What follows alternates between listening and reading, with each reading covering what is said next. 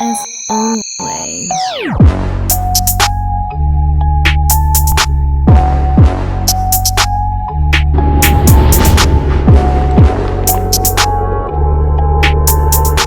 What's up, everybody? It's your boy Chaos, and welcome to a new episode of Take It to the Table. To be honest, I'm not going to be wasting any time on introductions because I want to start talking about a certain promotion that had a certain pay-per-view on a certain Saturday night. Yeah, let's get the introductions out of the way. To my left is none other than Ridez. Welcome to the show, Ridez. Woo, woo, woo. Glad to be back again. We're going to take it to the table. As always. And opposite me is none other than Randy Prizzle. Welcome to the show, Randy Prizzle. Welcome back, sir. Thanks for having me, Doug. I love that flip, that Farrakhan pop up. I love that. And also, last but not least, the very vocal. Give it up for Mr. Rymz. Welcome to the show. Yep, I will be as honest and as brutal as I can be. Hey, that's what the show's for. And without further ado, let's take it to the table. So, as we all know, that the last WWE pay-per-view that just came out was what just happened was Money in the Bank. Before I delve into it, what's your thoughts on that show, guys? Absolutely terrible. It didn't hold back. Like, that was probably one of the worst pay-per-views of the year for me. Wow. Like, Alright. Okay. I mean, On a whole or certain parts? no, I think on a whole, but there was like 2-3 matches that were good, but everything else, no. That would have been your worst one other than, what was it Fastlane? Is that the one for WrestleMania? Yes, Fastlane. Yeah, it was Fastlane. I can't remember what happened in But I think Fastlane. it's up there for me as one of the worst. But I wouldn't say it was the worst, but it's one of the worst. So I mean, I'm having to try and go back in my head and remember for obvious reasons. But what I do remember is really enjoying the Cruiserweight match. that was one of the highlights. I really enjoyed AJ and Seth. Yep. I thought Kofi and Seth were cool. I know people are going to say, oh, it's not as good as Seth and AJ, but I thought it was a good match. For Kofi and Bryan, you mean? No, it's Kofi and Owens. Kofi. What did I say? Kofi and Seth. Well, yeah, you said Kofi. Sorry. I enjoyed AJ and Seth. I enjoyed the Cruiserweight title match. Ariane and Nice. And I enjoyed Kofi versus Owens as well. In fact, I liked Shane and Miz. I was actually really looking forward to that match. The ending... I make no lies. The match itself was cool, apart from the flipping botch, like the referee and stuff. Like I didn't get that. And My god, was that when he broke the count because he was in the with the ropes? ropes, right? Right, and everyone was like, oh, And here's the thing, this is what I was saying to you previously, like, if a mistake happens, and it was genuinely a mistake, and it's left at that, then at least I can accept, okay, someone messed up. But when the commentators are acknowledging it, that it's a mistake, right. and they're not trying to cover it up, Yep. they're actually saying, what is he doing? It's a cable. What am I supposed to do as the viewer? Right, yeah. You're a bit Because like... it's not even that they said, Shane's using his power of authority. They just said it's not supposed to happen and left it. Yeah. So what am I supposed to do and accept as a viewer? Like, that annoyed me. Because right. I'm very intrigued by their feud and I like it. And I thought they did a good job of Mania. Cage match. I like cage matches anyway. What was the main matches? I mean, the women's. I did the bad match. Yeah, I really like that. Really? You think that? I thought so. I mean, it wasn't. I mean, I think the previous ones were better, but I don't think it was terrible. I think it was a good shout.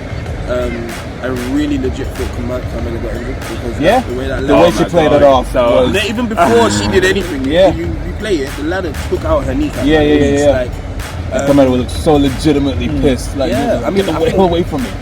it was cool to finally see Dana White get some spotlight. Dana White. Dana White. Did I say Dana White? That's the UFC promoter. UFC president. Insert meme here. Dana Brooke. It's finally good to see Dana Brooke. Yeah.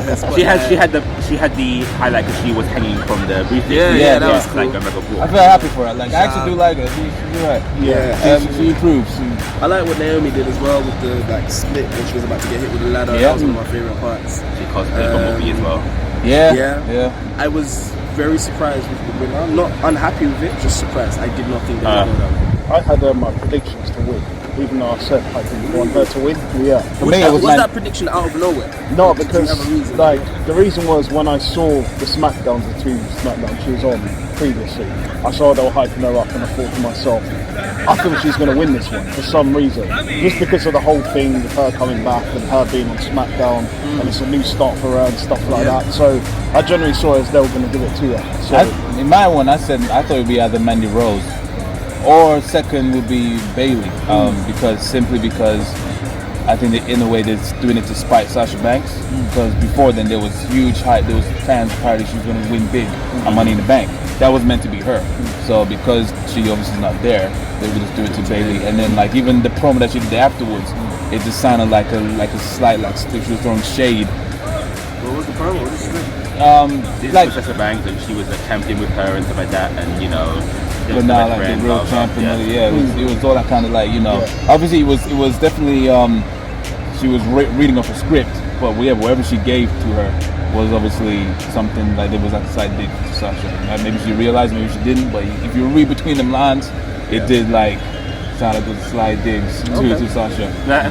So as the advocate for women's wrestling, I will. Okay, so my verdict for Money in the Bank was that. Okay, so first of all, because I didn't watch the pre-show, I'm not a pre-show person and never really have been.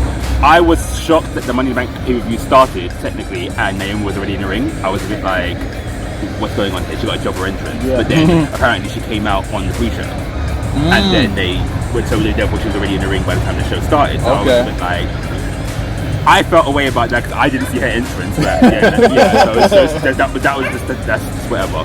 And then in the actual match itself, I felt like in the first 2 Money in the Bank, so they had the one at the pay-per-view and then the one on SmackDown, right? It was just SmackDown women. I feel like those were kind of, that's like the foundation for Money in the Bank. And yeah, they were good, but then last year's kind of really skyrocketed the women into kind of being, so you look forward to that match as much as the men's, because the women were actually quite violent last year and they all like really pulled their weight. But then this year, it kind of felt like the match was really quick and not a lot happened in terms of, so if it was not even pops and stuff, just in terms of thinking of the little highlights and little bits and pieces, like you remember so much that happened last time. I can remember so much that happened in the last one and whatnot. And then when you look at this year, it's like, okay, the think of the spots, it's like, okay, so you had Naomi doing the splits with the ladder clash. You had someone threw the ladder down on Bailey or something like that and cut her side. They threw the ladder down on her. Something like that, yeah. Nikki Cross did the windmill thing. And then you had the Carmella injury, whatever that was supposed to be. I thought that was because Carmella was like, get off me, get off me, and she like even Mandy was confused for a second. She like walked out the ring and you're like, oh, so we should genuinely injured. It was either legit or really good work. The only reason why I think it might be a work because she came back. Oh yeah, of course, yeah. But then she was fine on SmackDown, so it definitely worked. Yeah. But then the other highlight being Dana Brooke getting she was swinging on the ladder and stuff.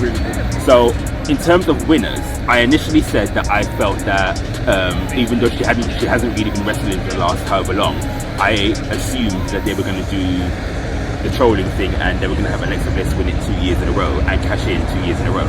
Yeah. That kind of just felt like that's what she was being built to, but then apparently she got concussed. Yep. So she weren't in it. So I'm like, okay then, so Nikki Cross is going to go in it. So it's a bit like, well, who else can you go with? And then they've been saying for the longest Mandy Rose is going to get a push. So I was a bit like, oh, maybe this is going to be her time and whatnot. But then on the SmackDown before, because I was at the tapings for the SmackDown in London, on that SmackDown, she had a tag team match and they like watched the ending hard. Like I don't know if that was, I didn't watch it on TV, so I didn't see it. But when you saw it live, they watched that ending. Like what was the ending? Like what? Asuka like rolled her up or something into like a pin, and then it's like she kind of fell out of it, so she wasn't getting pinned. Oh, okay. And then it's like the referee counted like 1 or whatever, but then stopped because she wasn't down. Yeah. And they were kind of like moving around trying to get her in position, and then they finally got her in position, and then the referee still counted 3. Oh, I hate those. He still counted 3. And it was a bit like it was like you kind of just like floundered there. Yeah. It was like even the crowd kind of was silent when the match ended because it was like that was a really awkward ending. They can't even improvise because they've been given time, isn't it? Yeah. Right. So it was a bit like, so that was just awkward. But so I just thought that, okay, going into this match, it's like, it doesn't seem like she's going to win, but I would be happy if she won, or anyone to win. But then when you kind of see it as, okay, Bayley is a 4-horsewoman and stuff, it's like, okay, she is an underdog character going into this match, so she could potentially win. But then you give her the win, and again you give her the win out of nowhere because she hasn't really done much or whatever. But then even when you think of what she's done this year, she was the first tag team champ, and she was the one that was pinned at WrestleMania. She's had spots, or she's had like highlights. So to give her the Money in the Bank as well, and then not only give her the Money in the Bank, but then give her the cash in and the win. So the women, again, we have a whole year of no Money in the Bank winner because they've done it's all done. You're right. But then, now again, Bayley is an underdog character. That's her thing. She's not an underdog anymore because she got drafted to SmackDown for a new change. She's now won the Money in the Bank and she's the champion. Yeah, you're right. So where does she go from here? She's not an underdog. She's gonna be some unstoppable beast. Right. To development, you can't stay the underdog. But this is the thing. I'm not saying that you need to keep her as being the underdog, but it was like, okay, so you know how they always used to build John Cena as being the underdog going into his matches, even though he was like a champion for like 2 or 3 years in a row, whatever it was, but he was always the underdog going into his matches, so you always rooted for him. But then with nowadays, it's like whenever you get an underdog, it's almost like they always take it away from them. So it's like Becky Lynch was an underdog, but she's not anymore. You kind of believe that she's going to go into the match, she's going to win. Like Bayley. One person, sorry to cut you off, one person that's always been an underdog is Rey Mysterio. But then he always wins. That's what I'm saying, but it's still, I think that's one exception, but I see what you mean though. I always thought the biggest underdog was Ziggler. He was the poster boy. That too. He was like kind of Jericho in the early 2000s before he won the title. Like, he was the mid card that you wanted to win the big one and always got close and never did. So it's true, one big. And I do relate because I think I said this previously in one of our previous recordings when Ziggler finally did get to the top, or even when he just wins the IC title, it's like you're happy, but it's like that aspect of like rooting for you is gone now because now you're the guy. Like, So but I don't know what you do to counter that. Right, but then in terms of the women, I felt like with Bayley winning, it's like, okay, then fine. So you've given her the push, I guess, the Money in the Bank briefcase. Okay, fine. But then I feel like maybe they could have dragged it out for her to have the briefcase for a while at least. Because if you just give it to her straight away at Money in the Bank, and also then it means that the whole Becky Lynch and Charlotte thing, it was like, so you gave Charlotte the 9th title just to have her lose it straight away. It was pointless. Yeah, it was pointless. But then I guess the storyline telling for Becky Lynch and Charlotte, it just means that feud is still going to continue. Like we're going to be like 50 something, and there's still going to be Becky Lynch and Charlotte. But Becky Lynch and Charlotte is basically this generation's John Cena. I was just about to say that. It's basically. I was hoping. I was actually hoping, that, especially now that they've said that no rematch clause. I was hoping for that. Maybe it's overzealous thinking. Maybe it would be the close on the chapter because now Bayley took the title from Charlotte technically. They can have them. And obviously because Lacey was the cause of that, Becky can now deal with Lacey as well. Which that is that the would case. make sense. That is the case with Becky and Lacey. That would have a reason for Charlotte and Becky's part. Becky and Lacey, Charlotte, Bayley. I mean, there's no need for them to come back. drag it on. But by the looks of it, Charlotte, Charlotte ain't gonna get a rematch because like she had memory loss and she didn't say anything about the title the next night or on Tuesday night. I remember. What did she say? She didn't say anything. Like, she was just in a random tag match, wasn't she?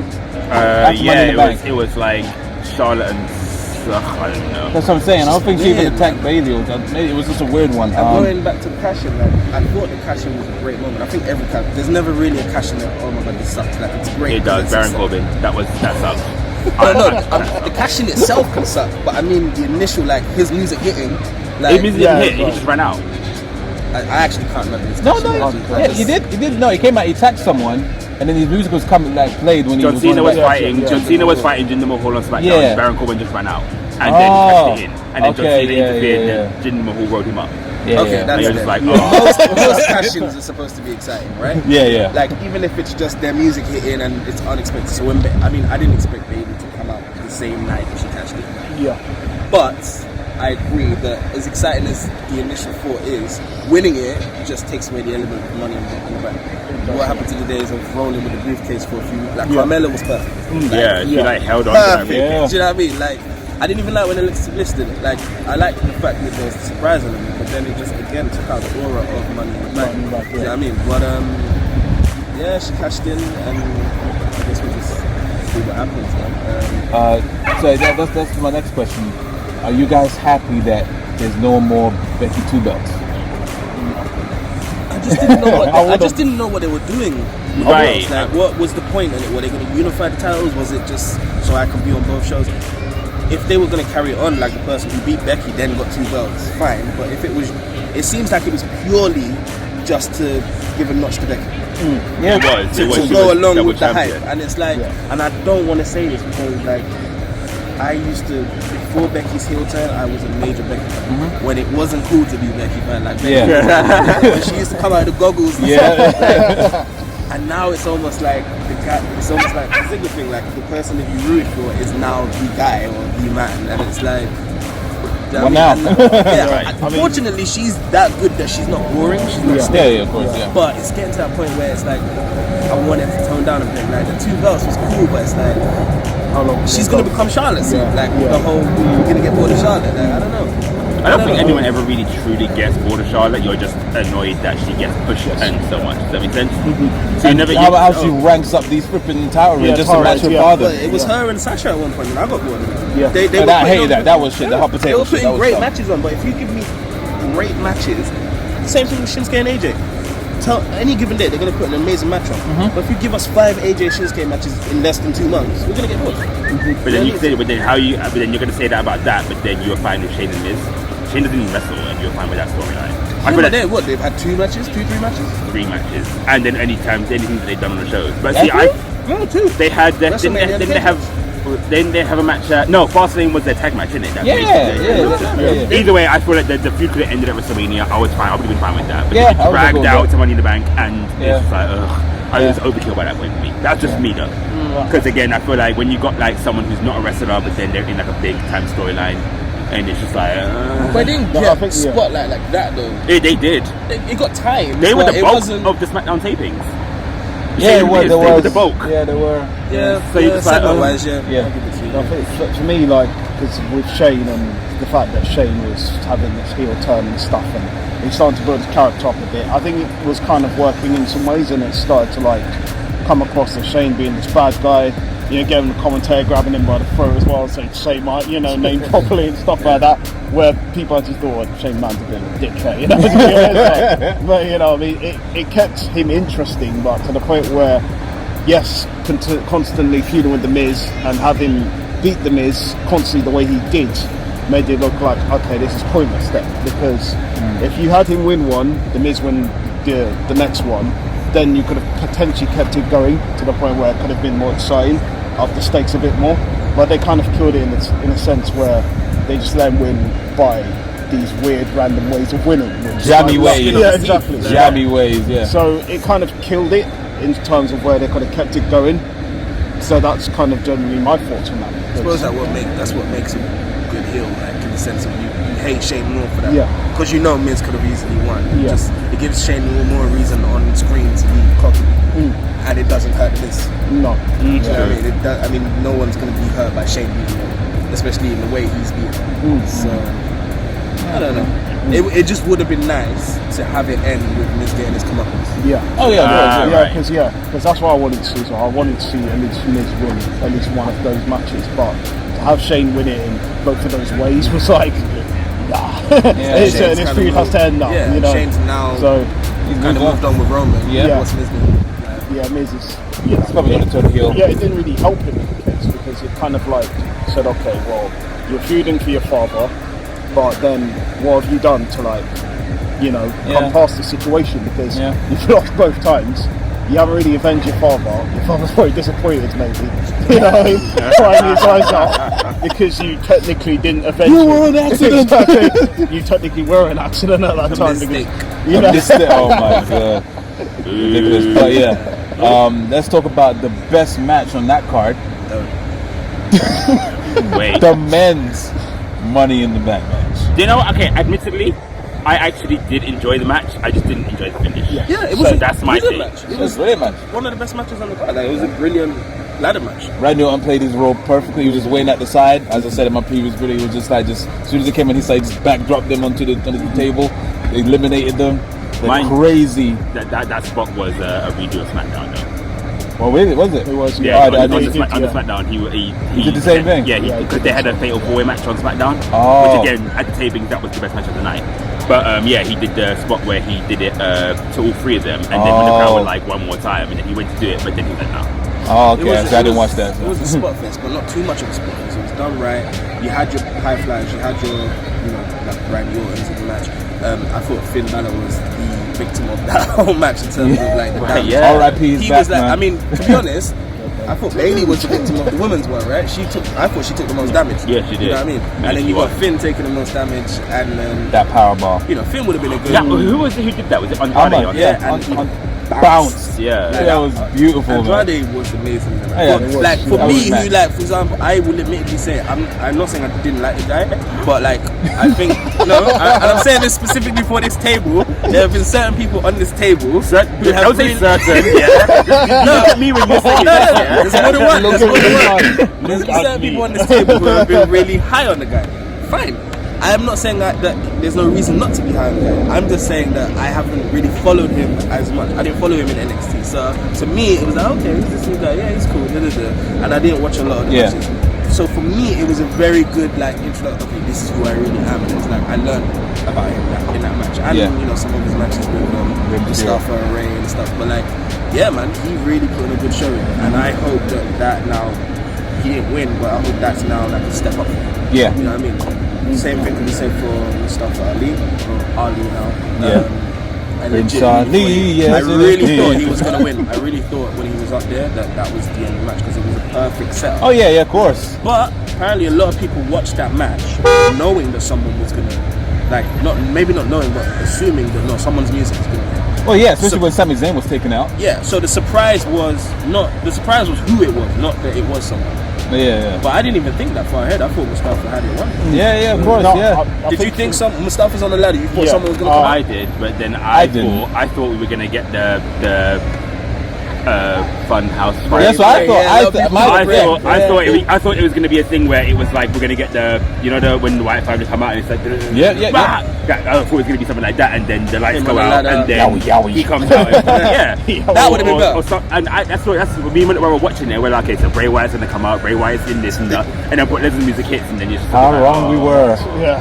How wrong so if anything, we were. I don't think anyone suspected who actually came out. No. You don't want it to be Lesnar because at the end of the day, you don't care. Not even that, but you don't associate Brock Lesnar with Money in the Bank, because it's got this it's built this reputation of like just instantly getting into world title matches. He doesn't need to win Money in the Bank. So, in a way, in terms of Swerve, because it's the most unlikeliest person, I applaud it. But it doesn't mean perfect move. But I still don't agree that it should be fucking Lesnar. Yeah, as soon as it happened, I turned my TV off. We were both like we were watching it, and it's kind of the thing. Once Lesnar's music hit, and once even he was surprised. He was on top of the ladder, and he was just like, "I know, right? Oh my god, this is me!" Like he played it perfectly. Listen, I watched it, and when his music hit, I was like, "What?" Like, 'cause I remember I said I didn't even think anyone was gonna come out. I thought they just said, "All right, it's 7 men, cool." Yeah. So when he came out, I was like, "No!" Like, what? And the way he did it, his music hit, he's sprinting down to the ring, tore pushing down ladders out of the way, took out cameraman. He didn't even touch anyone. He just pushed Ali off the top, and I was like, and then he's climbing gingerly, like I don't think it's coming the last time he climbed the ladder. And I'm like, probably heels would have like fucking snapped or something. And like at first, and this is what my thought process. At first, I thought, all right, I don't like it, but this is a great swerve, and I can appreciate this is what's going to make him even more as a heel. Like, this is brilliant heel stuff. But as I rewatched it, as I thought over and over, I was like, usually sometimes rubbish like this happens, and you can justify it with a swerve or a heel turn, and it didn't justify it here. I just thought, you know what? How did he as a heel move as it is, it was not needed at all. Like, it just main thing for me that vexed me was that it just wasted the entire match. It did because they all put on a show, and then everything and that was a really intense match. Yeah, it was. It was a waste. It was almost like, when you watch a match equivalent to AJ and Seth, and someone comes and wins at the end. That is exactly. Well, that was the swerve of Raw after Mania. Yeah. It was Kofi and Seth. Oh my god! And then the bar. Perfect example. Yeah, you're right. Perfect example.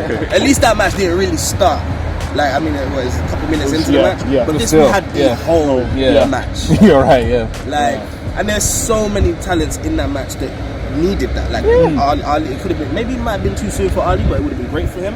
Andrade, Finn, Ricochet as well. yeah, Ricochet. I wouldn't even have minded if they gave it to Orton. Yeah, Whatever. Orton. Anyone Or Corbin. in that match. Yeah, Corbin put in work. Corbin would have been a great heel. No, see, that's the best showing from Corbin I've seen in a long time. He put in that work. I don't think there was anyone just for in trolling purposes, I wouldn't have minded if he Yeah, I don't think there was anyone in that match that would have been a bad victor. Was Drew in that match as well? Yeah, True, Drew. Yeah, Drew Drew, McIntyre. Everybody in that match. I'm could've waiting for been them to perfect. push him because Everybody. they've been talking Because about that. I thought he was going to be one of the ones to win it as well. Yeah. When I saw it, I thought definitely him. I had to down. I never in a million years would have beat Brock. So I think the reason Yeah. why it's annoying the most is because we know Lesnar's not going to fail this cash up. So we've got another Lesnar title run to look forward to. it's Yeah. likely he's going to face Kofi. I've said Yeah, it's going to most be likely. Kofi because of the whole Fox thing. Yeah. Rock going over to SmackDown ratings. It makes sense business-wise, but... And then Yeah. what? Are we going to have a Brock Kofi feud? Like, Most Potentially. likely. Well, no, I think he's because just going to Kofi doesn't get a rematch if Brock wins. Yeah. So, Yeah, but they're probably gonna put him through because Vince is waiting for an excuse to put him through the ringer again. So he's probably gonna do another gauntlet match, all them kind of shit to make him face Brock again. And then it's probably gonna be like how Daniel Bryan did with Kofi again, probably. I'm fine with that in terms because oh, if Daniel Kofi, got if taken Kofi, out of the title picture. Oh, he's immediately. done. if Yeah. Kofi's gonna get the push again and to get the kind of making work for it and stuff, then it just builds him up again. So I'm fine with that. But then my thing is, I just need his title reign to be lengthy. Yes. And more main event-y, right? Like, Yeah. he kind of seems almost like still a mid-card Yeah. champion. But then Yeah. so does Seth Rollins though, because even AJ Styles and Seth Rollins came before Kofi Kingston and Kevin. Oh yeah. So Seth it's Rollins like- is not being treated as a top champion. Right. No. Not how his first reign was. Nowhere near like his first reign was. But ever since like he came back from his injury, they've been so flip floppy with him, and I don't know why. They have so much trust in him, and it's just like they're just very weary. But on Raw, the main thing on Raw is the Universal title, right? You know what I'm saying? But the main thing on SmackDown is it the WWE Championship? I don't know. I feel like the main thing on SmackDown is a mix between Vince and Roman and whatever. Well, Charlotte I is think doing. we're on SmackDown. The main thing is always Roman Reigns and probably Charlotte. But then Yeah. Charlotte's not doing anything right now, so Yeah, I can't Roman speak on Reigns now, is taking- but the last Roman and few Shane weeks, are taking center stage. But then But who? on Raw, it's Seth. I'd say so. Now that Brock's not been there. Yeah. Like, since before Brock won Money in the Bank, I'd say Universal title's finally kind of been the mainstay of the show, maybe? Not really. I think they've pushed more the women's match Yeah. more ahead of that because they've pushed. But more going into Money in the Becky. Bank, especially being at the tapings and stuff, going into Money in the Bank, the most talked about thing was Becky Lynch. Like, legit, like on SmackDown, Fair. it was like, so you had, let me think of the layout now. So we had the promo at the beginning of the night, which sets up that six-man tag team match. I'm not here for Roman Reigns and the Usos together. I'm not. I really am not. But that aside, that was just the whatever. And then Charlotte came out, and she was like, she had literally like 10 seconds in the ring, and then they played like some big old like 5-minute hype video of Charlotte and Becky Lynch. Like no Lacey Evans, Charlotte and Becky Lynch, a big old 5-minute hype video. And then afterwards, like Lacey Evans had some backstage segment or whatever. Okay. Again, for the taping, about half an hour of our show was literally watching the Titans run. Like, Wow. Yeah, they used the wild card to have Lacey backstage. I remember that. yeah, but then it's like, but at the same time, it was like a bit like they when you go to the tapings, I'm quick to watch matches. I watch the screen the majority of the tapings. Like legit, that's how it was. But the women's were the one that they kept hyping. They just kept talking about the women's matches. Like the Universal title match got mentioned, but we didn't see anything to do with that. Kofi Kingston and Kevin Owens was the closer, and then they were the dark main event. So we got hyped for that. But then that was hype that we got. So I don't know how that conveyed. I don't know how that conveyed on TV, but so that's the hype that we got for that. And then we got hype for the cruiserweight match for 205 Live, and then but yeah, other than that, it was mainly we got hype for. I think the kickoff match got added on the night. So Okay. the Usos and Daniel Bryan and Rowan. that got added on SmackDown. Okay. But then it's a bit at the same time it was a bit like our main hype was the women's match. That was the match they just kept showing that match over and over again on the calendar. So like the women's match, like they going twice or twice. So Were you there for Raw? no, I wasn't there for Raw. You know he hates Raw, of course. I was gonna say, like, even though Ross go home in regards to the Universal title was really whack, because I don't even think was AJ even there, but Seth had a backstage interview for 2 minutes, and that was the only time we saw him. I thought that was really cool. I did think Strowman and Sami Zayn was a good main event, and I didn't think it would be. I thought it would that be was whack. for his spot, wasn't it? I thought it would be so whack, but Yeah. it was really good. They literally went back to they went basically in the O2, like, Yeah, it was crazy, like, yeah. But But yeah, so yeah, I guess you're right. I mean, maybe both champions aren't really. no, they're nowhere close. Nowhere close. Yeah. What's your, before we wrap this up, what's your thoughts? Even though I know what it is going to be. What's your thoughts on this wild card shit? I wouldn't. He's got. Yeah, he's gonna. Oh yeah, you can go first. This wild card rule for a start. It's Look at like, the where camera when you say that. where do you start with this wild card rule? Like, first and foremost, Vince has no clue of what's going on, literally, and this is his idea. It's because of obviously this whole USA thing. Vince, has a stick up his backside, and they're telling Vince, "Hey, this is what's going down." Vince has no control here, so Vince is literally like, "Okay, so I've got to bend over and do this, but I can't do it in the way I want to do it." So technically, this whole wild card rule that he's made up, that he's saying now it's 3, now he's changed it to 4, now probably it's 5 or 6. Who knows what it is next week? So potentially, he has no idea what this rule is, because he can't stick by the rule he made himself. Even though he says it's a genius. Exactly. And, the fact that you're saying you have superstars moving from Raw to SmackDown, you're saying it's free, and then other people come out saying, no, we have some rule. The Usos came out and said, no, we have our own rule. No, this one has his rule. So it's then confusing to the point where everybody's just thinking, so then what is this wild card rule? What is it really about? I mean, for me, when I look at it, I think it's just the absolute big, massive clusterfuck in general terms, because if you don't have any idea of where it starts, where it finishes, where it ends, where it begins, where it middles, then it has no reason. And that's what I'm thinking, to the point of, like, why even do a Raw and SmackDown when you're going to put everybody on one show, and then you're going to have all your main stars go and do all that? So for me, it makes no sense at all. Why is there a point of a wild card rule? Just delete it.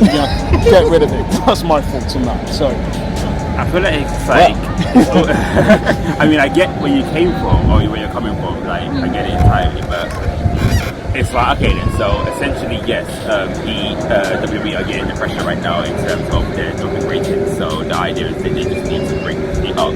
Wildcard rule is like, if you're going to do it, then kind of structurally do it, or do it to make sense. yeah, But then I would have felt like, okay then, so if they really want to, cause I don't think they're ending the brand split just yet. I hope not. I think it would make sense to be ending it like right now, considering they've just done the shake up, and the fact that commentators keep mentioning this is a Raw superstar, this is a SmackDown superstar. They've still got separate belts, like, okay then, so that's not gonna happen yet.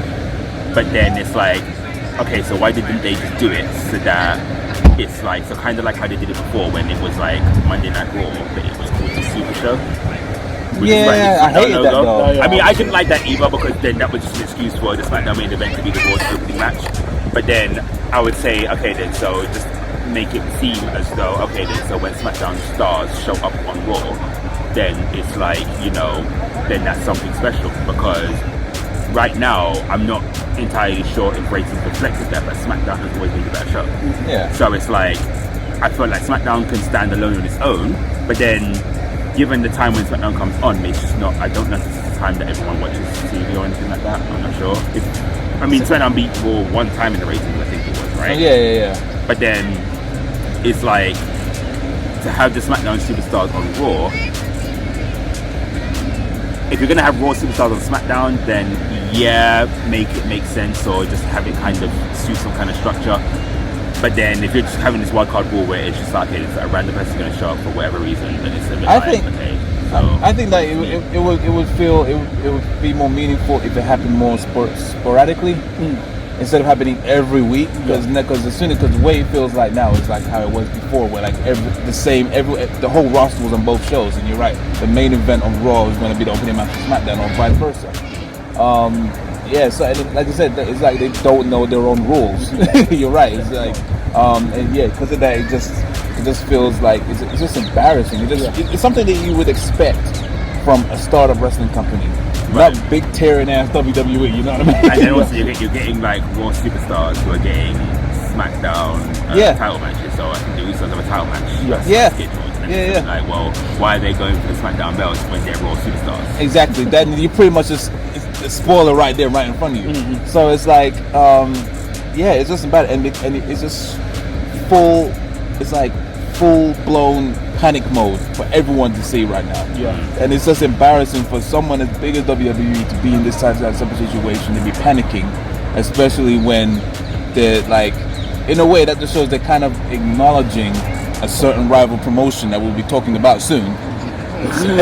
So they're just throwing everything at the wall and seeing what sticks, but nothing seems to be sticking. You know what I mean? It's like shit, literally Just dropping you know what I mean? And like you mentioned something else that I agree with. If it was done more sporadically, sporadically, it would be a lot more better. Like just before the shake-up, like I think literally the same week, just before the shake-up, you randomly saw Strowman on SmackDown. It was potentially, I don't really think it's a real joke. To me, that was exciting because I don't think I've ever really seen Strowman on SmackDown. It was different, you know. And at that time, they were kind of locked you on Raw, SmackDown. So that was fresh, you know. Going back to when Randy popped up on Raw and arguing with Brock Lesnar, like things like that. When they haven't been on the show for ages, it's like, whoa, do you know what I mean?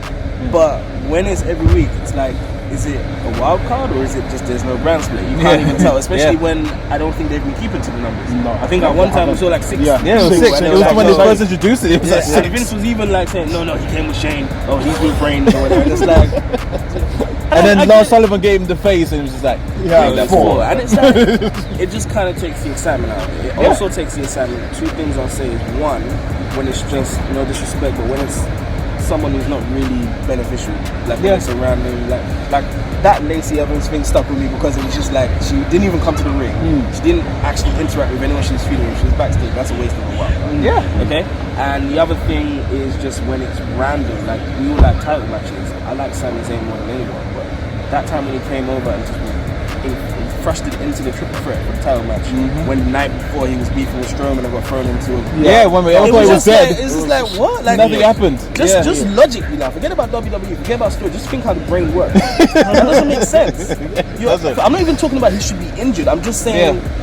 Why? What business does he have? It's not even that he came to back Kevin Owens. He just came to Raw to interact with Kofi and interject himself into stuff. And then lost anyway. Like, and we knew he was going to lose. Like, it's just, and then went away again. Like, he was on SmackDown at the tapings. He interfered with Kevin Owens. He came out with the Kevin Owens. But then there's a reason for that because I saw that.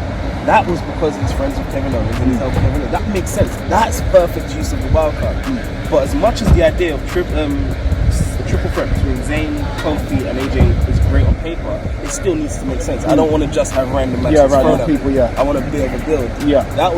That could have been a pay-per-view match if there was a build. But you know, and I think that was just WWE trying to really throw down our throats that hey, we've got this wild card, you can see anyone.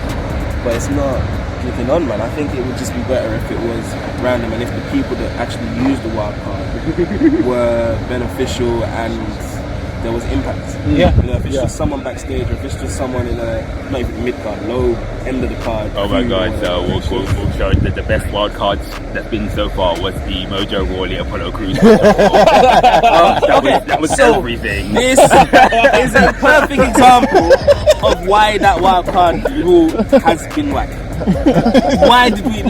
What? I don't even know which one of them is on which show to begin with. Like, Apollo Crews is on SmackDown, Mojo Rawley's on Raw. That match served no purpose for the show. Is that a Joe Budden gift? I thought. Listen, I don't hate any of those 2 guys. I think what they're doing with Mojo Rawley is terrible. But I think him as a person, he has potential to be someone great. Apollo Crews has always been great, but they are both. What was the benefit of that? It didn't build anyone. The benefit of that? Apollo Crews is going to go back to SmackDown. Mojo Rawley is going to go back to in what's that word when you don't do anything? Obscurity. Like literally, basically job again. What was the point? What was the actual point? All I know is all I know is that someone needs to get fired in the creative department. Someone needs to get fired. You know what we should have tonight on Raw, guys? Apollo Crews and Mojo Rawley. Who said that? And then who said, Yes. Sanction that match, damn it. Right. I like it. Everyone needs a toilet break, don't they? And remember the time when the women used to be the toilet break match? You Yeah. know? Even on SmackDown, like, the women were not the toilet break match. Like, people stayed there for that match. I always thought that was weird. Like, I never agreed with that. I thought I like that. I'm the type to just watch this beginning to end anyway, even the rubbish stuff. So I just. You're good. But I get it. So a quick roundup out of 10. What did you think of the Money in the Bank? Let's go with you, Randy. 5 out of 10. What we do? Out of 10. Yeah, out of 10. Yeah. What about you, Rides? It's a tough one because I don't want to let the ending ruin what Yeah. was otherwise a good paper. Like, I didn't think it was a bad paper. Hold your fire. Hold your fire. No, I'll go into this when I say I'm gonna give it a 6.5. 6.5. Okay. When I'm thinking about as a pay-per-view as a whole, the matches, like, yeah, 6.5. Mr. Rhymes? Okay, so I had already had like a whole rant about the Money in the Bank pay-per-view on Twitter, like. Right? So look at the entire card. There were 11 matches on the card for Money in the Bank. Not Money in the Bank, a non-important pay-per-view. 11 matches. Fair enough. Two of them, or one of them was on the pre-show, whatever. But 11 matches. Now the pay-per-view itself could have just functioned off of 8 matches. Do all pay-per-views have roughly the same amount of matches? No. A lot of them, sometimes you have a lot less or whatever. But Money in the Bank had it's like, fair enough, WrestleMania had like a super card or whatever. But then that's WrestleMania. WrestleMania is a 6-hour event, so therefore, okay, then you expect them to have loads of matches. Money in the Bank as a lesser, I think I only thought about this because when we watch pay-per-views over here, you're watching it at like 12 at night or 1 in the morning whenever it starts. So normally I thought pay-per-views were like 3 hours long. So Money in the Bank was starting at 12. So I'm like, well, midnight over here. So I'm like, okay then, so I've got until 3 o'clock in the morning, I should be fine. But when I'm seeing that it's ending at 4 o'clock and it's like a 4-hour show, and I'm like, wait, hold on, the pay-per-view's 4 hours. And then when you look at the match card, it's 11 matches. And that's 4 hours outside of the pre-show, which started at 11 o'clock. So then I'm like, hold on, so why do we need 5 hours for this random pay-per-view? And then when you look at the matches, it's a bit like, okay then, so the SmackDown tag team match, that didn't need to happen because that wasn't even a title match. So why that happened, I do not know.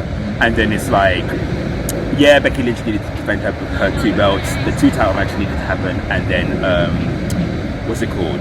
The two title matches in Universal and WWE one, they had to happen, and then the 2 Money in the Bank matches, right? So that's 6 matches on the card that have to happen. US title? Well, yeah, but no, I'm going to get to that. So I'm saying that those are the 6 matches that have to happen. Yeah. And how many matches is that already? That's 8. That's 6 out of the 6 matches that needed to happen. Yeah, out of the 11. Cool. Yeah, so that's 6 matches. And then you've got Shane and Miz, which is just a long-term feud that is just, okay, it needs to have an end, or it needs to have to continue. So that match I'll let slide on the thing. Cruiserweights need to have time on the show, and I always say that cruiserweights deserve a spot on pay-per-view. So give them a spot, right? Yeah. So now you're up to 8 matches, right, on the card. Yeah, and then it's like, okay, then so you can throw 1 extra one in. But what other matches on there? That happened. 8 matches. I think I left it at having 8 matches. Lars coming and killing everyone. Oh, that wasn't a match. That was a second. Yeah, no, I know, but you know what I mean. I think that could have happened because you had to break between the Universal and the WWE. Yeah, because it's not fair for Kofi and Kevin Owens to get the crowd being tired. Yeah. So it's like I felt so I'm saying that 3 of the matches. What were the 3 that I said that shouldn't have happened? I think it was the US title match. Because again, that whole match on the card when you even watched it, what did it do for anyone? No one. Samoa Joe got injured and then lost the title. Yeah, so it did nothing for anyone. And again, the match, like WrestleMania, was like what? Yeah, 3 minutes. I think they ended solely because he got injured. He had a broken nose. But at the same time, it's like even though Ray got that, I feel like that is a feud. Yeah, it could have built to having one big pay-per-view match. Yeah. But when you keep putting on pay-per-view, it's a bit like, okay, well, what else do you want? WrestleMania 1 didn't do anything for the feud in the first place. Nope. So it's a bit like, to put it on the next pay-per-view, what do I have to go into to it? They don't do that anymore. There was a time where you could have a match at WrestleMania and like the 2 people who are beefing or whatever don't have their next encounter until 2 pay-per-views later. And the pay-per-views in between that, they might be tag team matches or whatever. But now it's like they face each other once, they've got to face each other next pay-per-view. So to the point where it gets worn out, here we are. But at the same time, the match did nothing for anyone, so I said that match could have get taken off. There was another match. But there were matches because I remember writing it down, and I was like, Roman Reigns had a match. Yes. Oh, Roman Reigns in line. I was like, See? that wasn't even a match. It was a squash. That's why we forgot about it. So that was one that I said that again, that didn't need to happen, but then again, because Roman is returning from his his health. Yeah, still riding that horse. He's gonna be on pay-per-view regardless. Yeah. So I was like, so that match didn't need to happen. So I said 3 matches didn't need to happen. So that was the third one then. Yeah. Essentially. Because there's 8 matches I said that should have happened or could happen, and the pay-per-view could have functioned off of that. But Reigns Elias, the SmackDown tag match, and the US. Yeah, the US title match. I was like, you could have had those on a random weekly show and been fine. Well, my question to you is, does a pay-per-view should a pay-per-view just have matches that have those things? No. Because I'm thinking that when you look at I can't even think of any. Every pay-per-view has the hardest thing is. Fillers, No, I think I think now they do that. Yeah. They hype. Sorry, I'm just saying. WWE pay-per-view. Okay, fair enough. I'm about to say. I think now they kind of do that thing where they have 10 matches on the card, but then 8 of them are hype, and then the other 2 will be ones that happen in the night. They don't even get the flipping and at Money in the Bank you're gonna see these. They don't talk about it. It just happens. Yeah, they're the ones they're the ones that actually are filler because you find out about it on the night. But then I think in the last few, it's been the pay-per-views are just long and they're just drowned out for no reason. And yeah, so for my thing, I'm saying Money in the Bank. I don't think it had to be a 4-hour show, a 4-hour long show. For us, is torture. From midnight till 4 in the morning, right? But what's it called? So yeah, but then that aside, so let me give my overall rating. I would say, unfortunately, yes, the main event is going to bring down the rating because that match, although it was somewhat of a show saver, the ending just messed everything up. So I'm going to be nice. I'll give it a 7. Oh, after all of that, I'll give it a 7. Because a lot of it came down, and I would say the only reason I give it a 7 is because, like I say, the men's Money in the Bank, it showcased who I needed to showcase. So you know what, I'll say that match. It brought it up, and I feel like the Cruiser match brought it up because that was a good match as well. The women's Money in the Bank, it was rushed in my opinion, but again, the women had a lot of spots, so I'll not as much as last year, but a lot of spots, so I'll give them benefit of the doubt. The women's title matches, they told the story. So Lacey Evans wore out Becky Lynch. Charlotte then wants to cash in, and then she gets an easy win because Lacey interfered, and then Bayley cashed in, and she's so 3 of the 4 horsemen held the title on the same night. So in terms of little things and little gems in the pay-per-view and stuff, I'll give it a 7. Yeah. Also, Bailey's got another. She's the first person. Grand Slam, ain't it? She's the first. They don't acknowledge it, but yeah. But they did. She's the first post.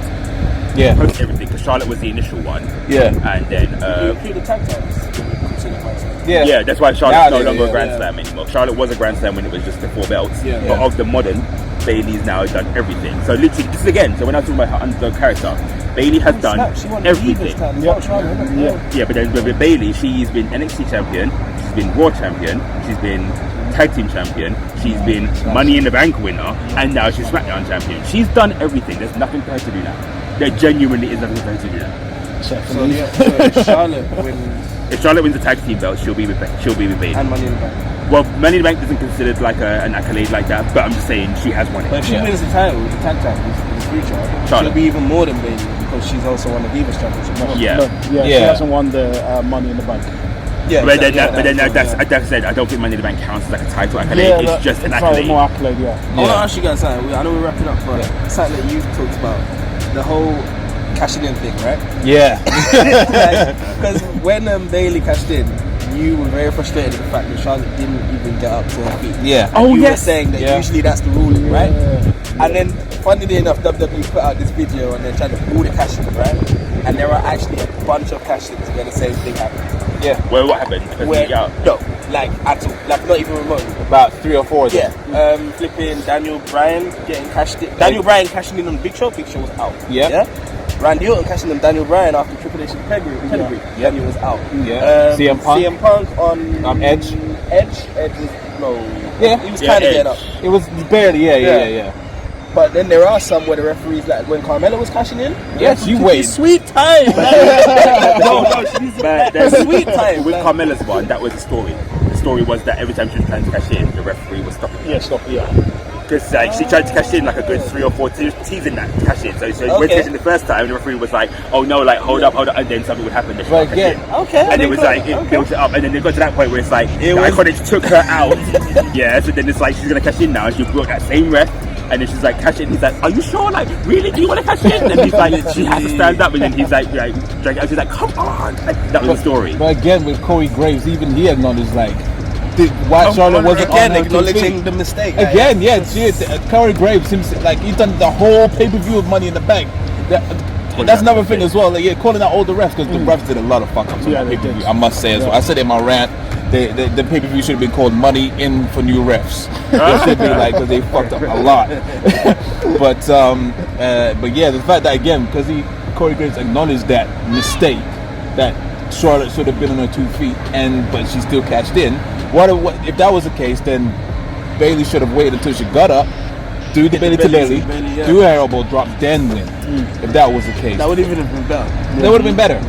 But that's I don't know. For me as well, like Again, seeing her just go on the top rope and then it was underwhelming because like I wanted to see a bit more to it. Like yeah, of course, trying to fend her off. You almost want a bit of a chance that they might not. Yeah, like she might not cash in. There's been a couple of times where they've done that as well. So like, when you just see her jump off the top, And Jeff Hardy, oh my god, that cash in broke my heart.